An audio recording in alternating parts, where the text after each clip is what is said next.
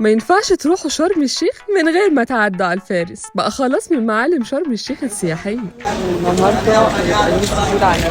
مجرد ما وصلنا وقلنا يلا بينا سي فود، رحنا نلاقي الأكل واحدة واحدة، كانت كل حاجة طازة بصراحة. كل أنواع السمك والجمبري لقيتها هناك، بلح البحر اللي بحبه ده، غير كمان أحلى حاجة موجودة الاستاكوزا اللي طعمها يجنن يا جماعة. خلصنا تنقية براحتنا وخدنا أكلنا وطلعنا جري على الروف عشان الفيو من فوق كان خرافة. عايزة اقول لكم ان شوربة السي فود دي ما دقتش في طعمتها في مكان تاني، ده غير كمان عندهم شوربة خرافية لازم تطلبوها لما توصلوا. ولا من ميكس جمبري وبطارخ واستاكوزا مفرومين مع بعض، ده غير الشول الرهيب التحفة اللي معمول ده. حقيقي اتفاجئت من طعم السمك المعمول صينية بالوايت صوص، بجد طعمه حلو قوي. بالجمبري المطبوخ في الاناناس بجد حاجة طعمها لذيذ جدا. ولا طعم الجمبري ولا الصبيط. طب تعالوا اقول لكم ان البطارخ لما بتبقى معمولة في طاجن مع بلح البحر بالوايت صوص والتشيز بجد تحفة، ريكومندد جدا، وحاولوا تجربوها لما تكونوا هناك. المكان تحفة ونضيف جدا وكواليتي الأكل بجد رهيبة، ده غير كمان إن الفيو ورانا مسجد الصحابة، حقيقي فيو يشرح القلب. عايزة أقول لكم إن اكتشفت إن هو مش في شرم الشيخ بس، ده كمان في فرع في مصر الجديدة والتجمع الخامس، يعني هناكل في أي مكان. حقيقي مصر جميلة قوي، مش بس بأماكنها وناسها، لا كمان بأكلاتها الحلوة.